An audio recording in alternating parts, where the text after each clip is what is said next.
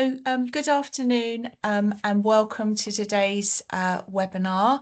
For those of you that don't know me, my name is Debbie Cubitt and I'm one of the senior clinical managers here at NHS England in the east of England, and delighted to be facilitating this session alongside my colleague Sally Hanley. Sally, did you want to introduce yourself? Thank you. Oh, hi.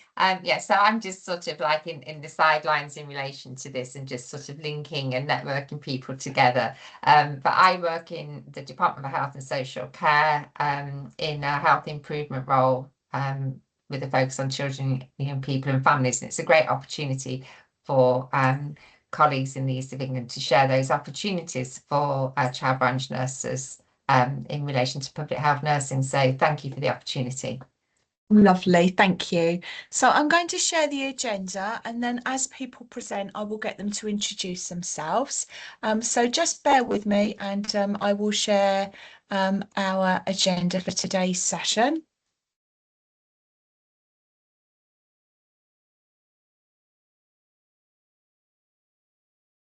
There we go. Welcome and introductions we've done.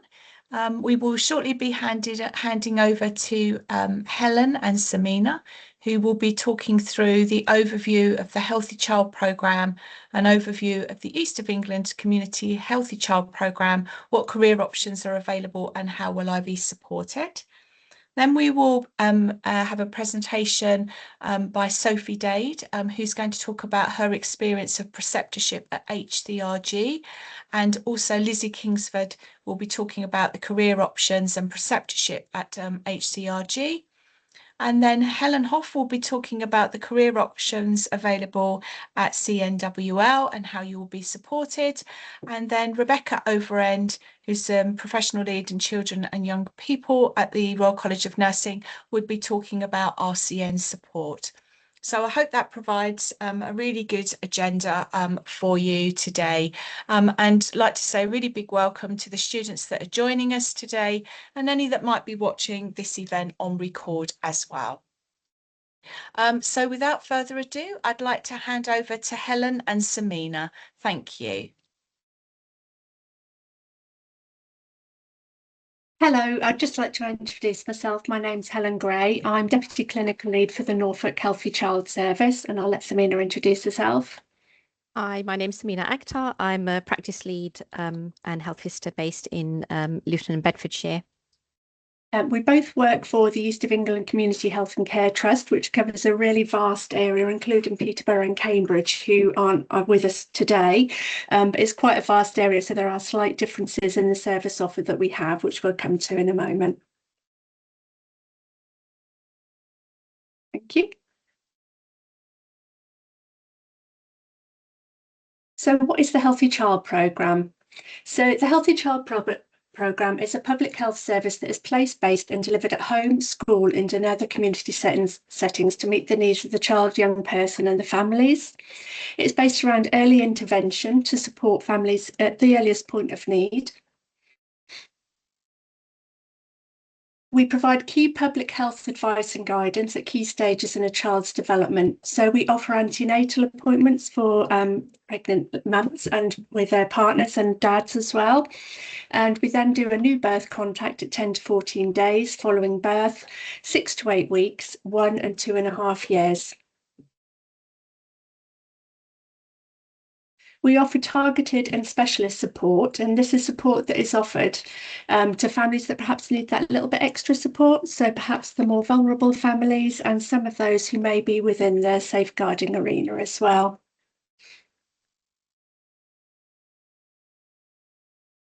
It is a service provision from pregnancy up to the age of 19 years of age, or we do offer further support for families from 25 up to the age of 25 for SEND and for care leavers as well. And finally, we work within a really, really good skill mix. So we have a massive skill mix working within the Healthy Child Service. It's not just health visitors and school nurses. We have valuable members of the team, such as assistant practitioners, staff nurses, and our administrators as well within the service. So working together to keep the child at the centre.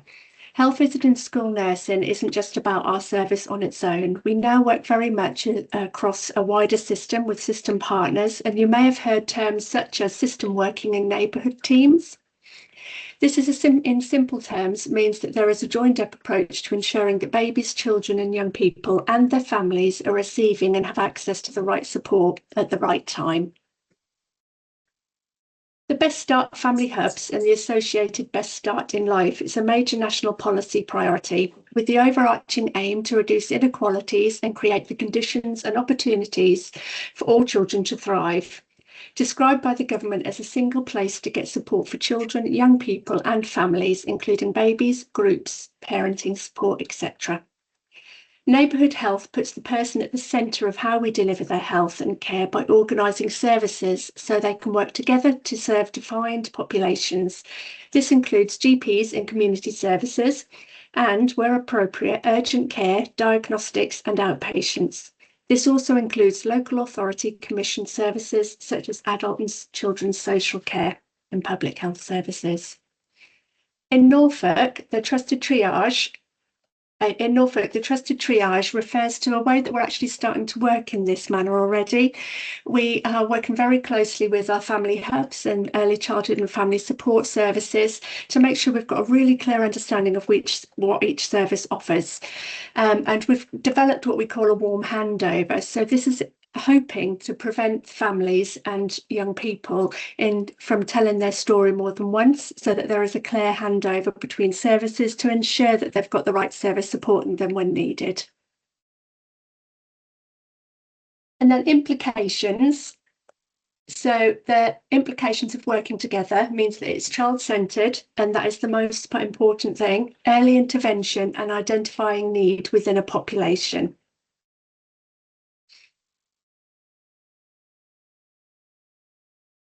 Okay, so the role of the public health nurse is across the 0 to 19 service now. So if you applied for a position in the Luton and Bedfordshire area, you would very much be working alongside the health visitors and the school nurses as the caseload holders. You would be reporting back to them. And when needed, again, you'll be working with other skilled mixed staff. So we have our community nursery nurses, we have our health assistants as well. And we all work together to deliver the Healthy Child programme for the mandated contacts, and that some of them include the 6 to 8 week contact. We do the 1 year development reviews with the two year health and development reviews as well. Where it's a really good opportunity to give that kind of health promotion advice and information to families. Okay, as well as that, completing transferring visits is also part of the role of the public health nurse. So any families that move from out of area to our area or move from abroad, we do a whole family assessment, and that kind of identifies any sort of additional needs that the family or the children may have. We have very much think family approach, and we always try and keep the child at the centre of our assessments as well. Also the public health nurses support with a specialist pathway, which means any families that have any sort of vulnerabilities, any additional needs, such as domestic abuse, mental health, learning difficulties, drugs and alcohol, all of those things that sort of contribute to the health and well-being of the child ultimately. And again, working across different professionals with our GPs, our midwives, all our sort of allied health professionals, our speech and language therapists, audiology, physiotherapists, our staff at the eye clinic. We kind of have a multi-agency approach, as well as we work with sort of social care and our Flying Start and our family hub staff as well. And that, again, as Helen said, it comes in line with the Best Start in Life processes. So supporting students in practice, again, that's part of the NMC requirements. So all registered nurses are completely practice assessor training, and we have an annual update for that. And again, it's really important for your revalidation as well once you're qualified to be supervising and supporting students in practice. There's also really good opportunities to complete a level 7 module to work towards a script and qualification, which can be carried forward if you do apply for the specialist community public health nursing role as a health visitor or a school nurse student. There's a couple of modules that you can choose from. One is a health promotion one, and one is a child development one, and that is usually run at the University of Hertfordshire for our students in Luton and Beds. And again, it's a level 7 module. It gives you a really, really good idea about what that higher level study is like, what to expect when you do go forward to complete your master's level study, either as a full master's, MSc, or a postgraduate diploma. You definitely begin to develop your leadership skills as you work towards a skiff role, either as health visitor or school nurse, when you're working alongside the health visitors and school nurses by delivering those key contacts and supporting with the specialist pathway, always feeding back and giving that information back to the health visitors and school nurses to make that joint decision. And also there's the preceptorship training and to support new starters in practice as well. And also as a newly qualified, you have a 1-year preceptorship program, which we work very closely with our professional education team. For the first 6 months, you have a seminar once a month with the professional education team, and also you're allocated to a preceptor in practice who supports you throughout that first year. Okay, so I won't read this out, but this kind of says everything in a nutshell. So Salma is one of our public health nurses who has gone through this. Salma used to be a breastfeeding a support advisor, and then she progressed on to doing her registered nurse apprenticeship through our service, and now she's a qualified public health nurse and she works within our team. I'd like to just add to that point as well, while you're reading through Selma's testimony there. I was also a staff nurse within the health visiting and school nursing team, and I've worked my way through in various different roles. And I have to say, being a staff nurse within the Health and Child Service to start with gave me that really good grounding and understanding of public health and the wider service before going on to do my skiffing training. Highly recommended. And again, it's really good to hear from different people who are actually going through it, like Salma's comments that she's put there.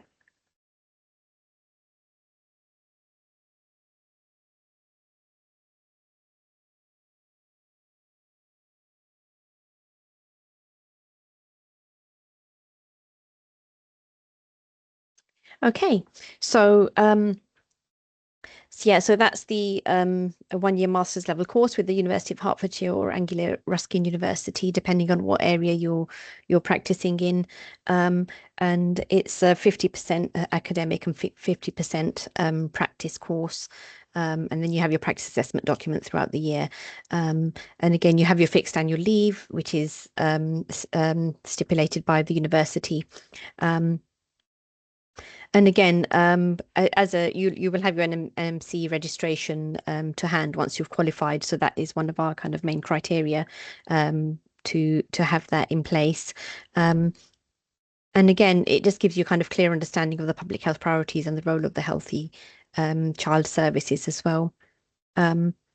So yeah, we just work towards sort of reducing health inequalities, and that qualification, it kind of just gives you that sort of deeper understanding about public health priorities and health inequalities and how to work in the community to reduce them. Within the East of England, we do offer opportunities for newly qualified, don't we, with regards to starting the scuffing training. However, you are required to have your PIN well and truly come through before you do apply for it, because you will need to have your registration PIN before starting the course.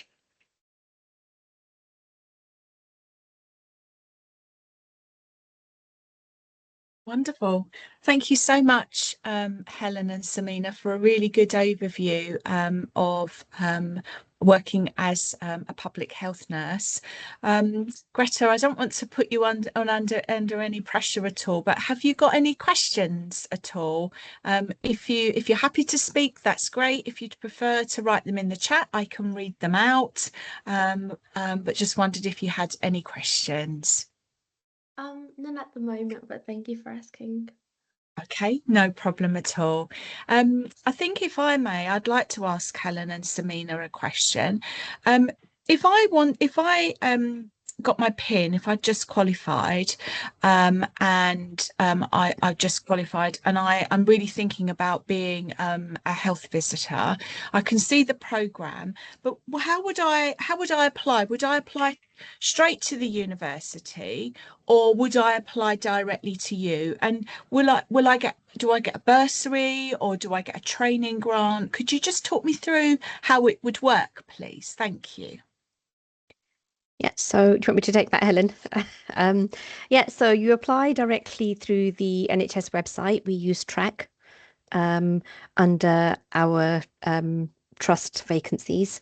So you look for our community trust and have a look for the Skiffen school nurse or health visitor. It's a training position, so it's a paid post for the year. And you will get, it is a salaried post for the year, so it's a 1 year contract for the year. And then we do the interviews in conjunction with the university staff. So we always have a staff member from the university, one of the lecturers on the course, that come and do the interviews with us. So it's a joined interview. And then kind of the track system, the recruitment will guide you towards when you need to put in your university application and work towards, through the process with you. Lovely. Thank you so much, Yeah. Samina. It's me Okay. a really clear idea if I was interested what I would need to Yeah. do. So thank Yeah. you very much. Thank you. Okay, so without further ado, I'd like to hand over to Sophie, who I believe might be on that journey already. So it links in really well. So Sophie, thank you so much for sharing your story. If you could just introduce yourself and share your story with us, that would be wonderful. Thank you. Yeah, of course. So I'm Sophie. I'm currently a student Skiffen health visitor. I'm currently doing it at Anglia Ruskin in Chelmsford. I know they have bases at Cambridge as well. I qualified as a midwife in 2022, trained throughout COVID, so it was quite a strange journey to get to qualify in. Towards the end of my course, I felt a little bit lost on what path I wanted to take. I knew that community was where I belonged, and I still feel exactly the same. And I managed to find a post within a health visiting team as a band 5. In HCRG, we are called family wellbeing nurses. I believe in other trusts and other organisations, they're called slightly different things. And so I was a family wellbeing nurse for 3 years before taking the leap to do my Skiffen training. And those 3 years, I think, were fundamental to kind of making me be who I am and the confidence I have going into my Skiffen training. And my preceptorship was around a year long. I was really, really well supported. The practice education team with HCRG, I believe there are 6 of them, and they all run different sort of like webinars, training sessions at different points throughout the year, as well as have one-to-one check-ins with you, just to make sure you're not feeling too overwhelmed, or if you have any worries, have any concerns, as it is a lot being given kind of those competencies to get signed off again when you feel like you've qualified, you're now registered, and you kind of have to then tackle everything again. But it is definitely for a good reason. I was really, really encouraged to undertake different learning opportunities as well. So you kind of think when you qualify that's your learning done, when actually it really isn't. It's kind of only just the beginning. And so I did different courses with different organisations that were all funded. I did one around maternal mental health, infant growth and nutrition, special educational needs and disabilities for children. Trying to think what else. So supporting families with SEND, as well as lots and lots of safeguarding, as much as the health visiting team is designed for that universal, the universal family, we of course do have that higher level of need and more specialist caseloads. So that training has been invaluable in making me feel much more confident in working with families that we have safeguarding concerns for. More recently, obviously joining my Skiffen course has been a real step up. but I feel like I was really ready for it after being a family wellbeing nurse. For me in my area, we had to have at least 2 years post-qualification experience. And initially I was a little bit, I wish I could just do it straight off the bat. But upon reflection, I do think that it's important. And I wouldn't actually change when I've decided to do this course, because I feel like I've got the experience now, which really helps me kind of piece together learning all about kind of like the wider determinants of health, and actually those kind of the norms that family wellbeing nurses deal with then teaches you kind of what's outside of those realms of normal within the SCUFN role.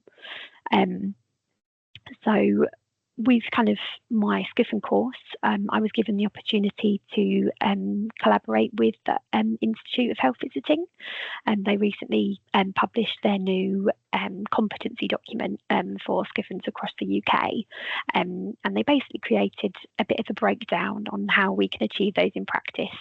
It is quite daunting when you get that document through and you're staring at these 100 competencies thinking, how on earth am I going to get all of these done? And actually it was a really good opportunity to kind of link with them and put across a student's perspective as well, and give some feedback on those competencies and how we can actually achieve them in practice. So that was a really good opportunity, and something I would have never have gotten from kind of just not necessarily going into a role. So that was really, really important, and quite something I'm quite proud of. I would say to all of the third year students at the moment, be open, because ultimately where you think you might end up, you might not. It's really important to take whatever opportunities you get offered. Your first role doesn't have to be where you stay forever. And it's just almost those building blocks in your career, basically. So I'm 4 years down the line now and feel I'm so different compared to when I first qualified. So much more confident and have such a better understanding of public health nursing that before I never really understood. And actually public health nursing is such a rewarding role, and gives you such a sense of accomplishment when you're working with these families and can really see the positive changes they're making. I would say find a workplace and a workforce that want you to do well and want to encourage you to do new things and to have new opportunities. I think that's fundamental kind of for your development, and just believe in yourself. It's really important to have that self-belief that you're able to do hard things. And I mean, as someone who came straight from kind of college, so I was 18 when I started my midwifery training, it was quite a hard jump, as being kind of one of the younger people in the cohort, but I don't think that's held me back at all. I would just say, remember that your whole registration is about learning. You haven't kind of finished it yet, and take those opportunities, as it will really kind of shape who you are as a person and who you are as a nurse as well. Wonderful, Sophie. Thank you so much for your sharing your journey. That's absolutely amazing, and all your personal insights, and also your reflections on you really wanted to get going to do your health visiting training, but actually now looking back, you can see that you needed that exposure and experience. Absolutely. So just a question from myself, and then I'll see if Greta's got a question as well. How did you find the family and wellbeing nurse post? Was that on track as well, or NHS Jobs? Where did you find that, please? So that I applied directly through HCRG. So they have a careers page on there, and you create an account, and then that's where you can upload all of your CV, and that's where all the information comes from. And that process is really, really easy. The interview process was really smooth. It was on Teams, my interview. I'm not sure how they are run now, but obviously that was back still sort of COVID times. But it was a really easy process. All the questions are really clear, and the jobs were quite easy to find on there. I think Lizzie's going to go through how to actually find those roles as well in her section, but it wasn't a hard thing to find. Lovely. Thank you so much, Sophie. You're Thank you. welcome. Really, really grateful for your time and sharing your journey. And Greta, I note no questions from you, so thank you. I'd like to hand over to Lizzie now. I'll just bring your slides up, Lizzie, and thank you. And would you like to introduce yourself as well? Thank you. Yeah, absolutely. My name's Lizzie Kingsford and I'm Head of Services in the Essex Child and Family Wellbeing Service for the North of Essex. We are, again, a pre-birth to 19 service and up to 25 for children in care and those children with special educational needs or disabilities. And our service is slightly different in the fact that we are combined with or fully integrated with what were children's centres, which are now family hubs and Best Start in Life hubs, as the words are changing again.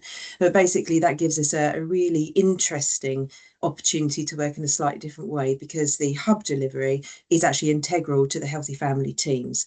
So it's not necessarily a health visiting service, it's actually a healthy family team service that goes from 0 to 19. And we have quite a lot of 0 to 19 practitioners as well.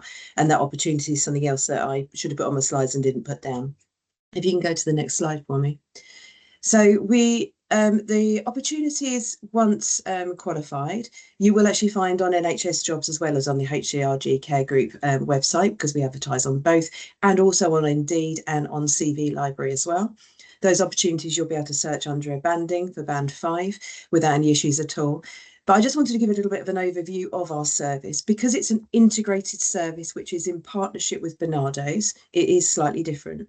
We are still NHS funded from NHSE. That comes down to Essex County Council, and then that comes down to us from their public health team. So it's a slightly different route, and quite a lot of the community services are funded in a similar way. We have nearly 350,000 children now from pre-birth to 19. That's not including the older children as well. And we've got 37 different delivery sites and hubs across. Each one of those has a team. So we've got about 38 teams across Essex as well. So you can actually choose to work anywhere from Basildon all the way out to Harlow and up to the top of North Essex. So it's a huge, great patch that you can work in. Our vision is probably the same as the others, though, with the Healthy Child programme, which is absolutely integral to everything that we do, in the fact that we want all babies, children and young people to have a really good start in life. And we look really holistically at the entire family, but also wider than the family. We're looking at relationships outside the family, the housing, we're looking at the benefits when they transfer in. But it's all of those things that let us actually pull up it's a wider determinant health focus. So if you look at North Essex, which is fundamentally where Sophie's working and where I oversee, we have over 19 of the most deprived areas in the country, Jaywick actually being the most deprived area in the country. So you are working with the children that have the highest levels of need, and that is a whole community. It's not just isolated parts, it's a whole community which really flexes each year. Can you go on to the next slide for me? So our preceptorship programme starts on the day you start with us. If you are newly qualified, or even if you aren't, you will get a preceptorship programme. And once you qualify as a SCUF and even later, there's another preceptorship programme that follows with that. You will always be allocated a member within your own team that you can talk to on a regular basis, but you will have numerous ways of having supervision, because that's really integral and important to our teams. So you will have one-to-one management supervision once every 6 weeks, but we also offer Healthy Child Programme Plus supervision, which again is once every 3 months. We also have one-to-one clinical supervision, and we have the professional nurse advocate supervision as well. We have safeguarding supervision as well. So there are lots of different types of supervision, all of which we encourage you to attend. And most of that is actually mandatory, because actually supervision is really important to make sure that your development as a nurse is handled well, because you will be dealing with some of the most deprived children, the children living in poverty, which can be quite difficult to understand to start with, especially if that's not kind of the background that you've come from. So as a newly registered nurse, we're very lucky that we have our training and learning enterprise, and we have a whole group of practice educators who work to support the newly qualified staff and also the newly qualified SCUFANs that come through. But they work with the wider team, because it isn't just about having a practice educator. You need to be working with the people that are doing those roles to really learn, and that helps things move forward. So we actually have a number of different things, and we have a whole website that is dedicated to the preceptorship programme, which you can apply for. If you can pop to the next slide, please. All of this actually sits within normal national guidelines, as you'd expect, and it is a 12-month, but that can be longer if you need it to be. It can be online, it can be face to face, and we do have the pet team who actually go out with you in practice to see what's going on. We also do peer reviews to make sure that you're being assessed as you go along, and so that we can make sure that you are absolutely confident in what you're delivering, because it is a completely different experience as to working in a hospital environment. You are a client's advocate. And quite often, especially as a band 5, you will go out and see some of these clients on your own. Community working is a different way of working altogether. So we have quite a lot of different roles, but I was looking at the ones that are specifically registered, which you would want to apply for. And initially it'll be a family wellbeing nurse band 5, and we also have band 5 school nurses. So if you prefer to work with the older children from the ages of 5 all the way through to leaving school, then those opportunities are there. And we find that quite a lot of people might start in one area and then actually feel we'll give the older age group or the younger age group a go. And also when we do the training, quite a lot of our colleagues will actually train as a public health nurse, as a health visitor, because when we can organise a 3-month conversion at the end of that course, which runs on, which means that they can then become dual trained and become a health visitor and a scuff and school nurse within the sort of the same kind of time frame, which is really helpful. So to be able to have that 0 to 19 knowledge is really invaluable.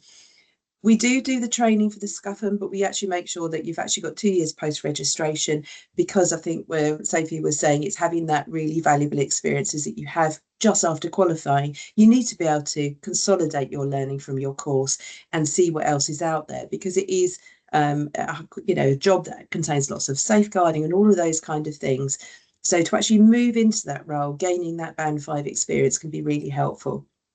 Our jobs, as I say, are advertised and they come out on a regular basis. Not sure what else to say about it, apart from the fact we have a brilliant service. We also have CAM services, we have Affinity, we have things like all age autism, we have neuro services, and we also have therapy services. And because we are an integrated service, you can basically talk to all of those different kind of people, especially with the balance system, which is across Essex now, to really help that journey for those clients. So we're looking holistically, but then they only have to tell their story once. And I think that's really important for families, to make sure that we offer them the best support that we can. Okay, that's our service. Lovely. Thank you so much, Lizzie. Very much appreciated. Just a question from me. If I was thinking that I would like to work in public health nursing, but I'm really not quite sure. I don't know if I want to be a health visitor or a school nurse. What would your advice be? Would I be better to apply for a family wellbeing nurse? Would that give me exposure to school nursing? Would it give me exposure to kind of give me sort of the grounding to think about which avenue I might like to go in? Would that be what you recommend? Or would you recommend I read the job description to see what I'd be doing? I would suggest a combination of all of that, to be honest with you. The most important thing is contact us and we'll talk to you about all the opportunities. We can also offer you days to come out with the team if you haven't done that as part of your course. And we do have a lot of pre-reg students come through. And we try and give those a range of the pre-birth to 19. Actually, there's absolutely no reason at all why you can't come out with us and spend a day with a school nurse and spend a day with the health visitors and maybe see some of the hub delivery. Because I think sometimes you think my passion would be babies. And actually, when you get into it, some of that work with the teenagers is really quite interesting. And you don't know that until you're in that. So we've had people that worked with us for sort of 3 to 6 months and then think, actually, I'd really like to work in that older age group. And on the whole, we're able to make that happen once those roles become available. So I would just say, give us a call, apply for these things. We'll always put a contact number on there so you can talk to people first. And absolutely, you can come out and spend the day if you're undecided what you want to do. Wonderful. Thank you. What a great offer. Really exciting. Thank you. So really big thank you, Sophie and Lizzie, for your presentations and for explaining exactly what the roles could be within the community, the services, and the critical impact to children at their most vulnerable. So really big thank you. If there's no further questions, I will pop the slides back up and hand over to Helen from CNWL. So just bear with me one moment and over to you, Helen. Thank you. Good afternoon, everybody. My name's Helen Huff. I'm one of the practice educators with the school nursing team in Milton Keynes. And although we are part of our London trust, we are a sort of a separate hub within Milton Keynes that sort of manage our services up here. With regard to sort of career options within the 0 to 19 team within Milton Keynes, I'm not going to go over too much what happens for the role of the community nurse within 0 to 5 and 5 to 19, as that would be sort of repeating a lot of the information that's already been given. But one of the sort of things to say is that it is a really good way. You know, one of the questions that we've just had now with regard to whether or not it is the right role for you, or whether or not it's whether you want to be a school nurse or a health visitor, the community staff nurse role is a really good stepping stone into finding out which level you would like to go into, not level, domain you would like to go into, and gives you a really good insight. One of the things to say with CNWL is that they are very keen that we use the term grow our own within the service. So we really do look for that progression for the community staff nurses. So within the 0 to 5, one of the parts of that role would be completing developmental reviews, attending baby clinics, running baby clinics, home visits, also with health visitors, and also independently as well, and undertaking some targeted work. And also some of the mandated contacts that Helen mentioned earlier through the Healthy Child programme. So some of the 6 week checks, and then sort of any interventions that are identified from that. Within the 5 to 19 range, the role of the community staff nurse is incredibly varied. We currently have 2 streams within our school nursing team. We have a public health stream, and we also have a safeguarding stream, and we have community staff nurses within both of those. We complete health needs assessments with all of the children that are referred through to us, either in public health or through safeguarding. So we really have that holistic picture of those young people and how we can support them before we go on to look at what plan of support we get. We use our registered nurses as well for workshops that we undertake in terms of the public health. So we do toileting, behaviour, emotional well-being, sleep, which is a really hot topic at the moment, certainly for us. And then there's also the one-to-one interventions, so the more targeted interventions, either within public health or within the safeguarding stream. From those health needs assessments, we identify what would be the best way to support. The registered nurses or community staff nurses work very closely with our mental health support team as well, which is our teams that work within the school communities around emotional well-being, sleep. They also work very closely with CAMS and community PEDS with completing the ADHD, or which is attention deficit hyperactivity disorder, or ASC, which is the autistic spectrum condition assessments as well. Okay, so typically our progression pathway is as a band 5, then from that there is the opportunity to undertake the SCIFN or Specialist Community Public Health Nurse training, and to go through that training you would be paid as a band 5, and that would be for a year fixed term contract.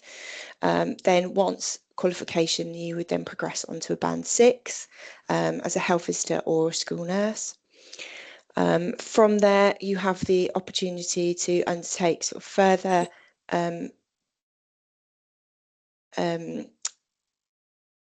training. Sorry, I lost my words then. Further training under the practice educator with the educational postgraduate course.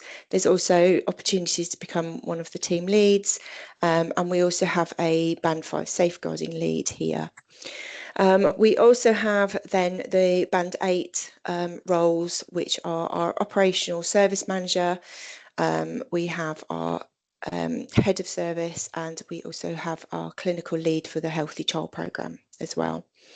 And one of our team leads currently, our school nurse team lead, is one of our very own Grow Your Own. She joined the service around about 20 years ago as a Band 5 registered nurse within the team. She then undertook her skiffing training and became one of the school nurses within the team, and 2 years ago became our team lead within the school nursing team. So there is that very clear sort of progression that we have there. And our skiffing students for this year, we have 3 health visitor students who are due to start with us in September, and 2 of those students will be registered nurses from the health visiting team who've been working with us for a couple of years now. So once you join our team, either as a registered nurse, newly qualified, or as a newly qualified skiffin, there is a preceptorship programme for us, which sounds very similar to the one that Lizzie has just explained for Essex. We have our preceptorship is split into 2. So we have the 0 to 19 team preceptorship programme, which is then supported by our CNWL preceptorship programme. So within our preceptorship programme, you will have an induction pack which will go through all of our services, what we complete within our service, and also our local services that we interact with really closely. There will also be links to any additional training outside of your mandatory training, which can be role specific. We use e-learning for health for quite a few of those courses that we can access through there. You will have a named preceptor for the year of that preceptorship, and you will also have a mentor. You will also have access to the practice educator within the team. So we have obviously myself, who is the practice educator within school nursing, but we also have 3 locality health visiting practice educators as well. So there is a bespoke practice educator for each of our teams. We also do a protected learning time as part of our preceptorship programme for both newly qualified registered nurses and skiffins. We also have community specific competencies. So we have an RN competency document, and we also have a safeguarding competency document. As a registered nurse, you would be working within the safeguarding field as well. We have the opportunity to shadow all members of the team and ensure an understanding of all the roles within the 0 to 19 team. So that goes from our admin team, our healthcare assistants, which we have in school nursing, nursing associates within the school nursing team, and then the registered nurses within school nursing and health visiting. We also have community nursery nurses within our health visiting team, and then obviously the health visitor and skiffin school nurses as well, which gives you a really good sort of basis to build on your experiences and that home visiting as well, as that is something that is quite new within the community background. Preceptorship programme runs over 12 months, and it's a mixture between classroom taught sessions and practice led development within the CNWL preceptorship programme. They have 10, as I say, classroom taught sessions with a mixture of healthcare professionals throughout the trust. So it won't just be registered nurses within 0 to 19, it will be any of the nurses that have recently started within CNWL, and not just in Milton Keynes, but also our London Trust as well. All preceptors will have a meeting every 3 months with their preceptee, and at that point you will have the opportunity to set some goals and look at the development over that year. And you will have a portfolio set out for you by CNWL with objectives to meet through that 12 months. Initial meetings will be where you will sign your charter as well, which declares your commitment to preceptorship programme. That is also signed by your preceptor as well. So it's their commitment to you to make sure that they ensure that you meet all of your learning objectives. Within that, you also have the opportunity to access spoke placements within the services that we interact with. So things like the MHST, CAMS, community paediatricians, the acute paediatricians up at the hospital, and any of the sort of local areas, so charter, the children's centres. We have CHUMS, which is a wellbeing service here as well. So there's lots of different things that you can do, and those days are protected for our learners as well. And then if there is any questions or any further information, I've provided the contact details for our clinical lead for the Healthy Child programme and all of the practice educators within the 0 to 19 team here in Milton Keynes. Amazing, Helen. Thank you so much for such a wonderful overview and complementing all the other presentations as well. And really, really good to hear in more detail about preceptorship programme that you're offering as well. I think it's excellent that you've got the access to the spoke placements, because often students may have been done placements but not had that exposure. And as Sophie said as well, it's having that exposure as a registrant rather than a student, because as we know, we'd sort of layer our knowledge on top. In terms of the preceptorship programme, would I, if I applied for a job and was undertaking a community staff nurse post role, would I have to apply directly for the preceptorship programme, or would that automatically happen, please? No, it would automatically happen either as a newly qualified registered nurse or as a newly qualified SCIFN. It is part of the programme that we run. So it would be done, the application would be done by your preceptor. So you wouldn't have to do that. It would just be automatic for you. Lovely. Thank you so much, Helen. And Greta, thank you so much for your comment. It's lovely to know about all these opportunities out there, and hopefully we're giving Greta and other learners some direction about the fantastic offers that are available and where to look for them. So thank you for that comment, Greta, and thank you, Helen, very much for your presentation. So I'd like to hand over to Rebecca Overend now. And Rebecca, I know that you're going to introduce yourself. I just pulled the slides up for you. Thank you. Thanks ever so much, Debbie. Hello, everyone. It's really nice to be here, and it's been fantastic listening to all the wonderful things that are happening in the east of England for children and young people, both in terms of the services that are being offered, but also actually thinking about the future kind of sustainment, I guess, of children's nursing, health visiting, school nursing, and the ways in which services are thinking about how they can support new registrants into those services. So my name's Rebecca Overend. I'm the professional lead for children and young people at the Royal College of Nursing, and I've been in post for about a year.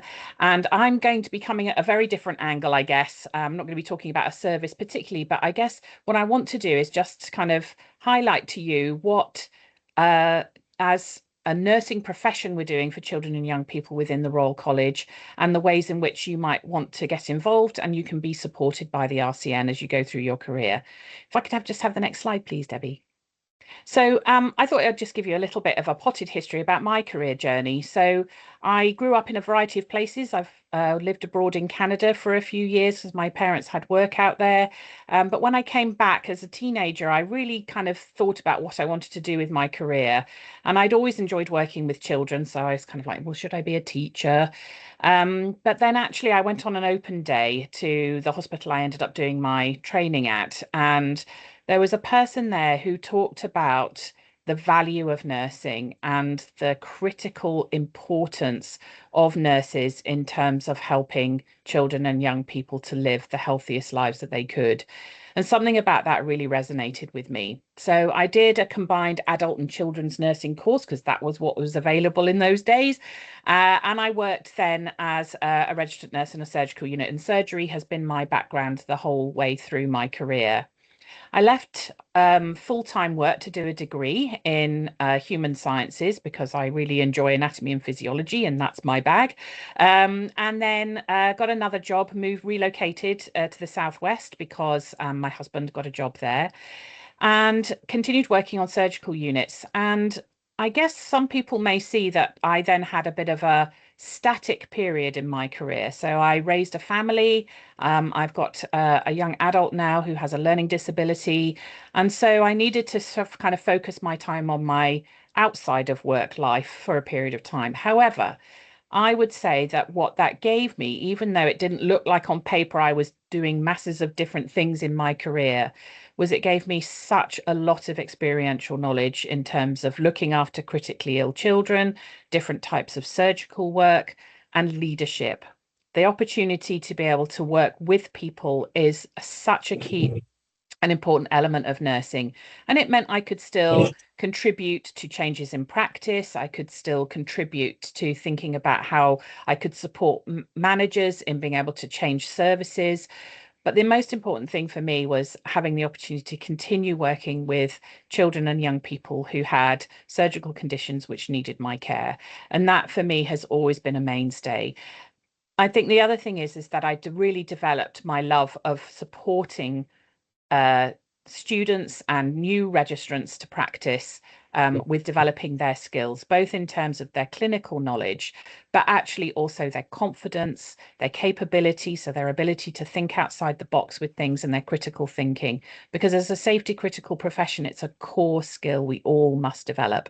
And I'm sure that it holds even more so for health visitors and school nurses who are working independently in practice and having to make highly autonomous decisions about sometimes very difficult and delicate situations. And I think it's a really important element of nursing work in total.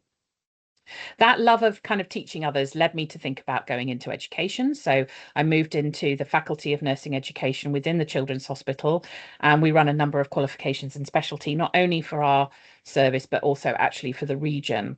And that then led me to start thinking about, well, how can I influence kind of teaching and education and standards outside of that work? So that began with just being involved in a few meetings and then being involved and asked to contribute to something. And it was a kind of stepping stone progression. And alongside that, I did a master's program in education.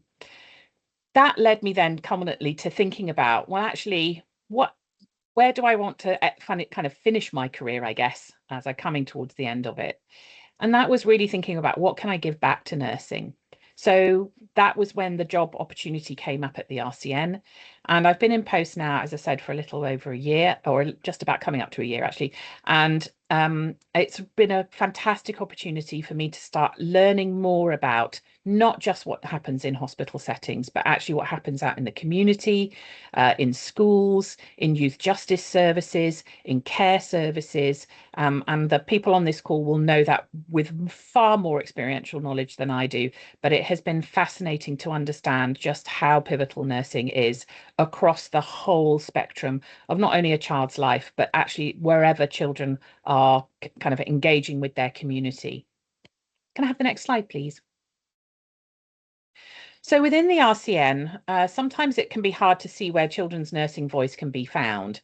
And the kinds of things that we get involved with are at very basic level, things like member inquiries. So somebody might phone RCN Direct with a query, And if it's something to do with practice or a professional issue, then it will come to me and I will speak to that individual about what they might need. It might also be a workforce or a workplace issue or an issue they have with their employer. And we have RCN representatives who work in different environments across the various regions who would be better placed to provide that kind of employment support. But my role is really about professional practice. We have a partnership with about 15 other children's nursing organisations. So the Neonatal Nursing Association, Well Child, Together for Short Lives, SAFNA, which is the School Nursing Association, the Institute of Health Visitors, the Association of Children's Nurses. So that gives us an opportunity to all work collaboratively and think about where we need to focus our energy, what are the key issues in children's nursing right now, and how we can support one another in pushing those agendas forward.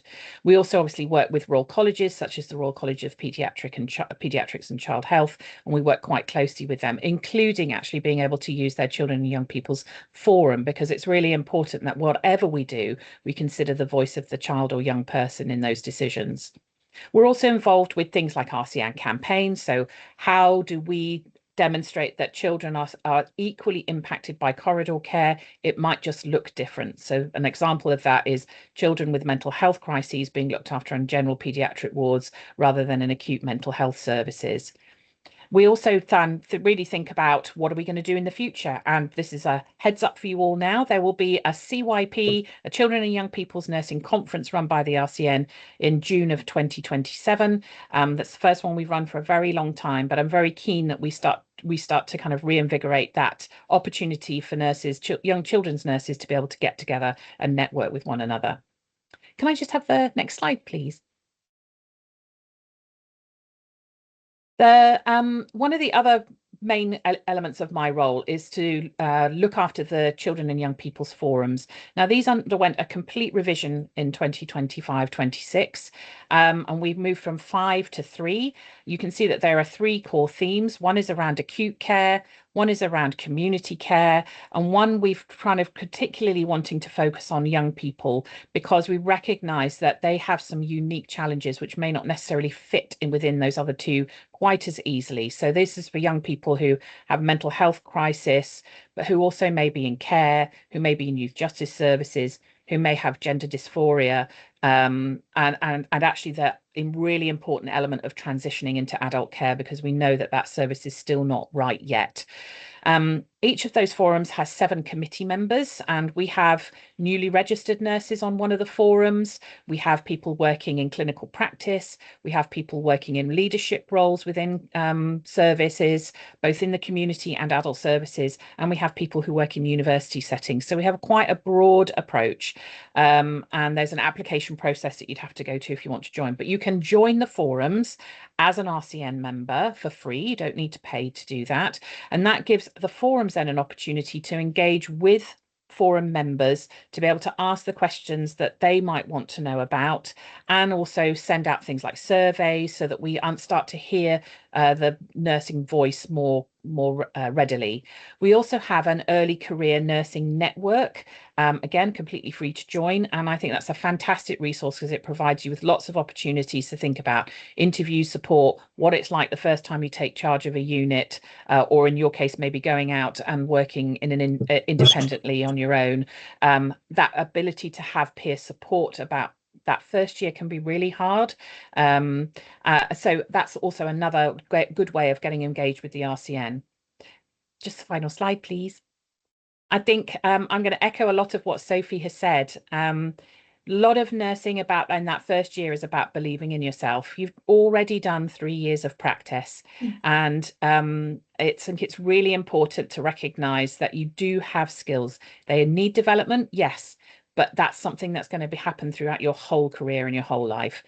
Be positive. Nursing is a fantastic career. I don't think I've had hard days. Sometimes I've even had hard weeks, but it's never been enough to make me think this is not the right job for me. Looking after people is something I really enjoy and take a lot of pleasure in doing. And then make sure that you have a life alongside your job. It can be really easy to get hyper-focused, but it's important that you have that balance. And there are going to be times when it's going to feel tough, as I've said. You might make mistakes, things will go wrong, you wonder whether or not you're in the right team. It's all part of the learning process, and it's all part of growing as part of professional identity. Enjoy every minute of it. Oh, wonderful, Reb. Thank you so much for your career overview, and also the support that you're putting in place at the RCM for learners, but also for existing CYP nurses. And the conference in June 27 sounds amazing. I'm hoping it's going to be good. I'm sure it will be. Greta's just asked, are there any direct links to access those forums? Yes, there are. I'll put it in the chat for you now, Greta. There's an overall forums page. You can join as many forums as you like. So if you think there are other forums there's education forums, leadership forums, any of those that you also think you don't have to be, you don't have to just join the children's forums. Any of those, anybody's welcome to. And I'll put the link for the Early Career Nursing Network page as well. That's just an email, and you'll be on the network. Wonderful, thank you. So on behalf of myself and Sally, I'd like to say a really big, huge thank you to all of our presenters today for some phenomenal presentations, which I'm sure students will find hugely beneficial. We really are grateful for your time, your expertise, both in preparing for the webinar and also delivering. Greta, we do hope that the webinar has been useful for you, and we thank you very much for joining.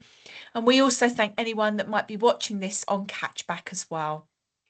So sincere thank you, and enjoy the rest of your day. Very much appreciated. Thank you and goodbye. Thank you.